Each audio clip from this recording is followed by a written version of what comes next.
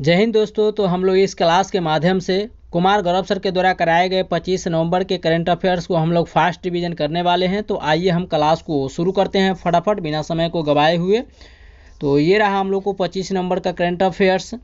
पहला नंबर प्रश्न देख लेते हैं कि हाल ही में इसरो ने गगनयान मिशन के अंतरिक्ष यात्रियों की आकस्मिक स्थिति में सुरक्षित रिकवरी के लिए किसके साथ समझौता किया है? तो ये ऑस्ट्रेलिया के साथ समझौता किया है।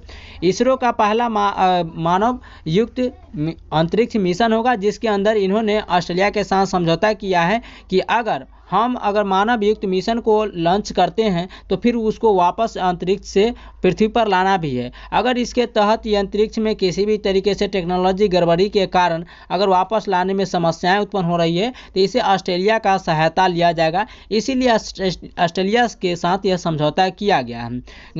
गगन मिशन जो होगा, गगनयान मिशन, यह मानव युक्त मिशन होगा। इसरो के द्वारा इसे लॉन्च किया जाएगा। सुरक्षित रिकवरी के लिए वापस इसको अंतरिक्ष यात्री को पृथ्वी पर लाने के लिए ऑस्ट्रेलिया के स्पेस एजेंसी, जिसको कहते हैं ASA, इसके साथ समझौता किया है, जिसे कहते हैं ऑस्ट्रेलियन स्पेस एजेंसी। इसको लॉन्च LVM 3 व्हीकल के द्वारा इसे लॉन्च किया जाएगा।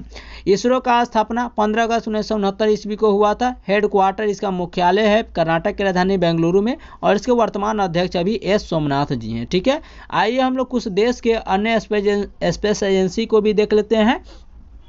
कासा, ये साउथ कोरिया के स्पेस एजेंसी का नाम है और जाक्सा जापान के स्पेस एजेंसी का नाम है। लालन टॉप देख लेते हैं कि EOS 08 मिशन किसने लॉन्च किया था? तो इसरो ने लॉन्च किया था। SSLV D3 व्हीकल के साथ इसको लॉन्च किया था। अंतरिक्ष में जाने वाला पहला व्यक्ति कौन था? तो यूरी गागरिन था। 12 अप्रैल 1969 ईस्वी को गए थे। और क्रू 9 मिशन स्पेस एक्स के द्वारा लॉन्च किया जाएगा, जो एलन मस्क की कंपनी है। इसके द्वारा ही सुनीता विलियम्स को अंतरिक्ष से वापस पृथ्वी पर लाया जाएगा। लुपेक्स, जिसका फुल फॉर्म होता है लूनर पोलर एक्सपोर्ट्रेशन, जिसे इसरो और नासा ने मिलकर के इसको लॉन्च किया था। अगला प्रश्न है, हाल ही में बंगाल की खाड़ी में बनने वाला चक्रवात फेगल का नामकरण किसने किया है? तो ये नामकरण करने वाला सऊदी अरब है। बंगाल की खाड़ी कहाँ है? तो बंगाल की खाड़ी इधर है, अरब की खाड़ी इधर है और भारत के नीचे दक्षिण में हिंद महासागर है। ठीक है, चक्रवात फेगल का नामकरण सऊदी अरब ने किया है। कहाँ पर आया है? तो बंगाल की खाड़ी में आया है। इससे भारी वर्षा होता है और इसे अनुमान लगाया गया है। और स्थान क्या है? तो ये 26 नवंबर को इसका अनुमान लगाया गया है कि 26 नवंबर को यह बंगाल की खाड़ी में चक्रवात उठेगा तमिलनाडु और श्रीलंका के आसपास। तो ये यहाँ पर उठेगा क्योंकि यहाँ पर तमिलनाडु है और यहाँ पर आपको श्रीलंका है, तो इसी के आसपास उठने वाला है। ठीक है, आइए हम लोग अन्य चक्रवात का नामकरण देख लेते हैं। जैसे असना का नामकरण पाकिस्तान ने किया था। स्थान ये अरब सागर में आया था और अरब सागर जो है भारत को इस साइड में। ठीक है, नेक्स्ट चक्रवात जो आएगा उसका नामकरण श्रीलंका रखेगा, क्योंकि हिंद महासागर में देख लेते हैं कि टोटल 13 देश आते हैं और हिंद महासागर के आसपास बंगाल की खाड़ी हो गया या अब अरब की खाड़ी हो गया, अरब सागर हो गया। तो इसमें जो भी चक्रवात उठेगा उसका 13 देशों ने नामकरण मिलकर के अलग अलग बारी बारी से करेगा। तो हर देश का नामकरण किया जाएगा। 13 बार इसको किया गया है, जिसमें से 2020 से इसकी शुरुआत किया गया था। वर्तमान में 169 बार इसकी नामकरण किया जा चुका है 169 चक्रवात का। लालन टॉप देखते हैं कि दाना चक्रवात का नामकरण कतर ने किया था। बिली बिलीज का नामकरण ऑस्ट्रेलिया ने किया था। ऑपरेशन सद्भाव का नामकरण टाइफून यागी ने किया था और रेमल चक्रवात का नामकरण ओमान ने किया था। ठीक है, अगला प्रश्न को देख लेते हैं। क्वेश्चन नंबर 3 क्या कहता है? हाल ही में PM मोदी को Martin Luther king junior global peace award for minority upliftment से कहाँ सम्मानित किया गया है? तो ये USA में सम्मानित किया गया है, क्योंकि मार्टिन लूथर को USA में गांधी के नाम से पुकारा जाता है, गांधी जी के तौर पर। ठीक है, अल्पसंख्यक के उत्थान और शांति के लिए स्थापित करने के लिए यह पुरस्कार को दिया जा रहा है। प्रदान करने वाली संस्था मैरीलैंड है, जो USA की संस्था है और यह पुरस्कार मिलेगा हमारे भारत के प्रधानमंत्री मोदी जी को। इन्हें 1964 में शांति का नोबेल पुरस्कार मिला था। किन्हें? मार्टिन लूथर किंग को 1964 में शांति का नोबेल पुरस्कार दिया गया था। शांति का नोबेल पुरस्कार कहाँ से दिया जाता है, किस देश की राजधानी से दिया जाता है? कमेंट्स में आप लोग भर दीजिएगा। PM मोदी का सर्वोच्च सम्मान देख लेते हैं कि हाल फिलहाल में दिया गया है। रूस का हाईएस्ट सिविल ऑनर से सम्मानित किया गया है। नाइजीरिया के सर्वोच्च सम्मान से सम्मानित किया गया है, डोमिनिका और गुयाना के। ठीक है, श्री श्री रविशंकर जी को फिजी देश से सम्मानित किया गया, फिजी देश के हाईएस्ट सिविल ऑनर से। और यूएसए के 47वें राष्ट्रपति डोनाल्ड ट्रंप फिर से बनने जा रहे हैं। 20 जनवरी को इनका शपथ ग्रहण होने वाला है।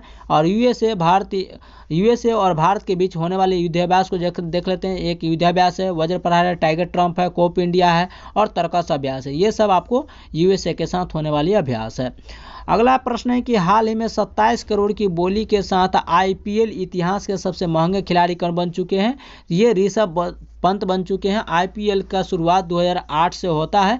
2008 से लेकर के अब तक में सबसे ज़्यादा बोली लगाई जाने वाली खिलाड़ी ऋषभ पंत बन चुके हैं। इसका शुरुआत जो होगा आईपीएल का इस बार मार्च 2025 से शुरुआत किया जाएगा। नीलामी जो किया गया था वो पहला स्थान पर ऋषभ पंत जी हैं। 27 करोड़ के साथ इनका नीलामी किया है। खरीदने वाला टीम लखनऊ सुपर जायंट्स हो जाएगा। और जबकि वहीं पर देखा जाए तो श्रेयस अय्यर को खरीदने वाला टीम पंजाब हो जाएगा, जो 26 करोड़ 75 लाख में इसको खरीदा गया है। ठीक है, और आईपीएल के इतिहास में यह पहली बार ऐसा हुआ है। सबसे महंगा खिलाड़ी बन चुके हैं हम। आगे देख लेते हैं कि Lalan top T20 world cup 2024 का पुरुष का विजेता कौन रह चुका है? तो ये भारत रह चुका है और उप विजेता आपको साउथ अफ्रीका रह चुका है। इसका मेजबान यानी कि कहाँ पर यह खेला गया था? तो यूएसए और वेस्ट इंडीज ने इसका मेजबानी किया था, होस्ट किया था।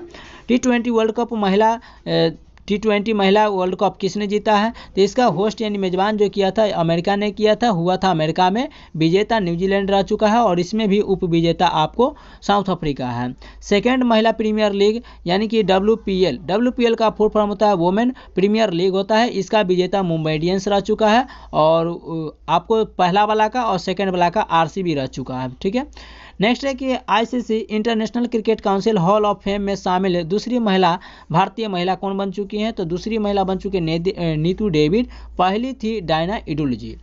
नेक्स्ट क्वेश्चन नंबर 5 है कि हाल ही में खाद्य जनित बीमारियों को राष्ट्रीय आपदा घोषित करने वाला कौन है?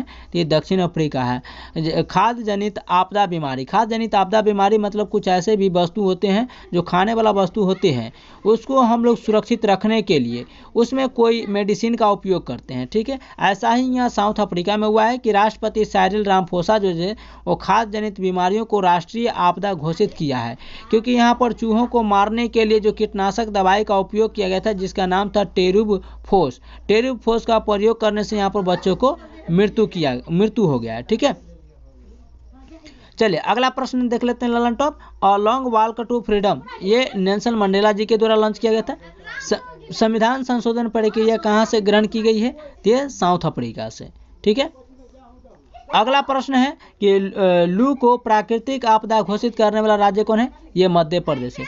डेंगू को प्राकृतिक आपदा घोषित करने वाला राज्य कौन सा है? ये कर्नाटक है। हाल ही में सार्वजनिक परिवहन के लिए पहली बार हाइड्रोजन बसें कहाँ चलाई जाएगी?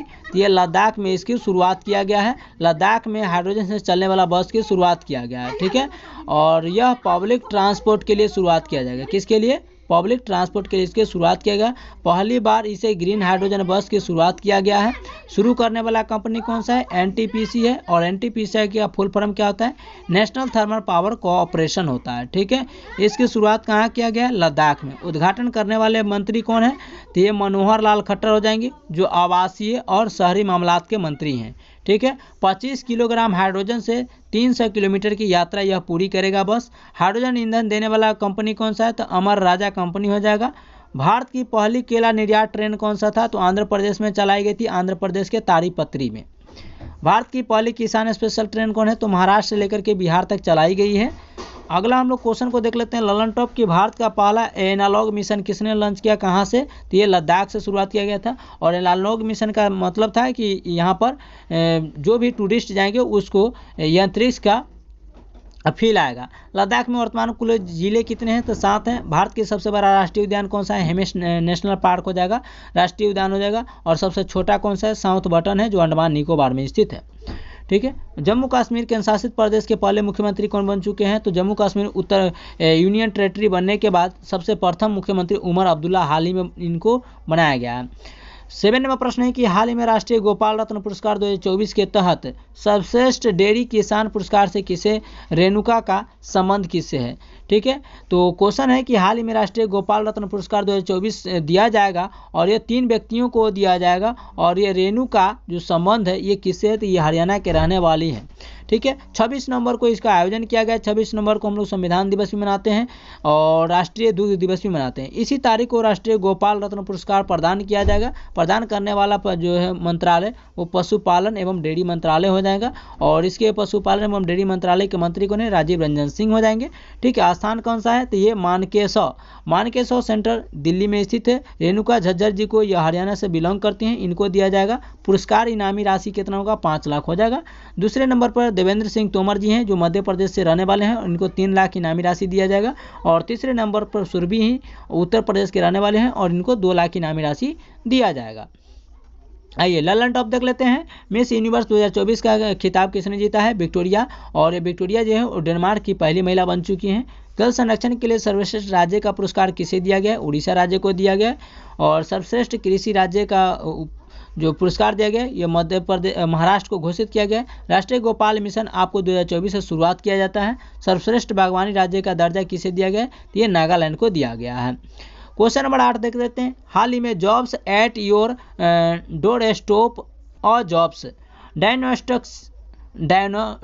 Diagnostics for young people in 6 states, यानी कि 6 राज्य में नौकरी तुम्हारे द्वार रिपोर्ट को जारी किया गया और इसमें 6 राज्य को शामिल किया गया है।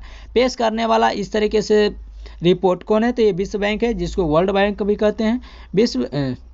पेश करने वाले मंत्री हमारे शिक्षा मंत्री भारत के धर्मेंद्र प्रधान जी और मनसुख मंडाविया जो हमारे खेल मंत्री हो जाएंगे। ठीक है।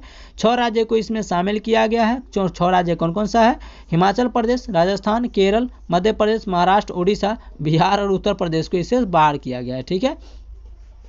उद्देश्य क्या है? युवाओं के नौकरी के अवसर को प्रदान करना। आइए हम लोग देख लेते हैं विश्व बैंक का मुख्यालय कहाँ है? तो वाशिंगटन डीसी में हो जाएगा जो अमेरिका की राजधानी है और अजय बंगा इसके अभी वर्तमान में अध्यक्ष हो जाएंगे। ठीक है।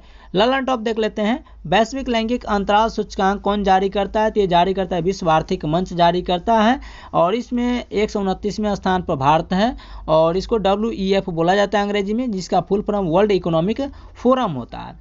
मानव विकास सूचकांक कौन जारी करता है? तो UNDP जारी करता है, जिसे हम लोग हिंदी में संयुक्त राष्ट्र विकास कहते हैं। इसमें भारत का स्थान 134वां था और UNDP का full form United Nation development programme होता है। 3 नंबर प्रश्न है कि वी रेडी रिपोर्ट किसने जारी किया है? तो ये विश्व बैंक ने जारी किया है। राष्ट्रीय बहुआयामी गरीबी सूचकांक किसने जारी किया है? तो नीति आयोग करता है राष्ट्रीय लेवल पर, यानी कि देश में राष्ट्रीय लेवल पर नीति आयोग और विश्व लेवल पर वैश्विक स्तर पर UNDP। ठीक है। चलिए अगला क्वेश्चन नंबर 9 को देख लेते हैं। हाल ही में नासा ने किस उपग्रह पर पानी के नीचे जीवन जांच के लिए स्विम रोबोट को विकसित किया है? कौन सा रोबोट? तो स्विम रोबोट को विकसित किया है। तो ये आपको बृहस्पति ग्रह का जो उपग्रह है यूरोपा, यहाँ पर विकसित नासा ने यह रोबोट को विकसित किया है। उद्देश्य क्या है? पानी के अंदर तैरकर जीवन की तलाश करना। Sensing with independent micro swimmers. ठीक है। इसका टैगलाइन है बृहस्पति ग्रह के यूरोपा उपग्रह के बर्फीले महासागर में गोता या तैरने के लिए इसकी विकसित किया गया। अन्य उपग्रह का हम लोग ग्रह को देख लेते हैं, ग्रह का उपग्रह देख लेते हैं। जैसे पृथ्वी का उपग्रह चंद्रमा हो जाएगा, मंगल का उपग्रह फोबोस हो जाएगा, शनि का उपग्रह टाइफून हो जाएगा। ठीक है। चलिए आइए अगला हम लोग प्रश्न को देख लेते हैं ललन टॉप। हाल ही में बृहस्पति के किस उपग्रह पर ओजोन की खोज किया गया? तो ये कैलिस्टो एक उपग्रह है, बृहस्पति का ही है, जो यहाँ पर ओजोन की खोज किया गया है। ठीक है। टोटल ग्रहों में से सबसे बड़ा ग्रह कौन सा है? तो बृहस्पति है। और सबसे छोटा कौन सा है? तो कमेंट्स में आप लोग को बताना है। टोटल ग्रहों की संख्या कितना है वर्तमान में? तभी 8 है। और सौर मंडल का मुखिया किसे कहा जाता है? सूर्य को बोला जाता है। ठीक है। आइए सबसे बड़ा उपग्रह कौन सा है? गैनीमीड है, कैलिस्टो और यूरोपा और गैनीमीड। तो ये आपको सबसे बड़ा उपग्रह कौन सा है? तो सबसे बड़ा ग्रह बृहस्पति और सबसे बड़ा ग्रह बृहस्पति का सबसे बड़ा उपग्रह भी गैनीमीड है। तो याद रखिएगा कि सबसे बड़ा ग्रह कौन सा है? तो ये बृहस्पति है और सबसे बड़ा ग्रह बृहस्पति होने के नाते और इसका सबसे बड़ा उपग्रह भी है जिसका नाम है गैनीमीड। बृहस्पति का अन्य उपग्रह देख लेते हैं, कैलिस्टो, यूरोपा और गैनीमीड हो जाएगा। ठीक है। आंतरिक ग्रह किसे कहा जाता है? तो यहाँ पर आपका सूर्य है, इसके बाद आता है बुध, शुक्र, पृथ्वी और मंगल। तो ये 4 ग्रहों को हम लोग आंतरिक ग्रह के नाम से जानते हैं और इसे हम लोग पार्थिव ग्रह भी कहा जाता है। कि क्या कहा जाता है? पार्थिव ग्रह भी कहा जाता है। ठीक है, आइए हम लोग बाह्य ग्रह को भी देख लेते हैं। तो 4 आंतरिक हो गया, तो 4 बाहर भी होगा। तो बाह्य ग्रह में बृहस्पति, शनि, अरुण और वरुण, तो ये टोटल 4 बाह्य ग्रह के नाम से जाने जाते हैं। 10वां नंबर, हाल ही में गुरु तेग बहादुर शहादत दिवस कब मनाया गया है? तो ये 24 नवंबर को आयोजन किया गया है। गुरु तेग बहादुर शहादत दिवस 24 नवंबर को मनाया गया। इस बार का क्रम 9वें क्रम का था। अंतिम इस गुरु तेग बहादुर शहादत दिवस, इनके जो गुरु अंतिम गुरु थे वो गुरु गोविंद सिंह जी थे। और इसके बाद गुरु ग्रंथ साहिब जो पवित्र पुस्तक है, इसको का दर्जा दिया गया, क्योंकि गुरु गोविंद सिंह ने कहा था कि इसके बाद कोई भी गुरु गोविंद सिंह, इस धर्म का जो है आपको कोई गुरु नहीं होगा, बस ये एक पवित्र पुस्तक है जिसका नाम है गुरु ग्रंथ साहिब, इन्हीं को गुरु का दर्जा दिया गया। ठीक है, इन्हें भारत का कवच और हिंद की चादर भी कहा जाता है। गुरु गोविंद सिंह जी को भारत का कवच और हिंद का चादर के नाम से भी जानते हैं। और 1675 ईस्वी में औरंगजेब ने इनको हत्या करवा दिया। और हत्या कहाँ हुआ था? तो चांदनी चौक, दिल्ली, जिसे नाम में जानते हैं दिल्ली में चांदनी चौक है, यहाँ पर इनको हत्या करवाया गया था, शीशगंज की शुरू सारा में। ठीक है, चलिए आइए देख लेते हैं कि पहले गुरु कौन थे। तो ये पहले गुरु गुरु नानक देव जी थे, ये याद रखेगा। आइए, तो इस क्लास में ललन टॉप नहीं था, आप लोग देखे होंगे। तो चलिए मिलते हैं नेक्स्ट क्लासों के साथ, तब तक के लिए जय हिंद। डेली क्लास आपको शाम को 6 बजे मिल जाएगा। ठीक है।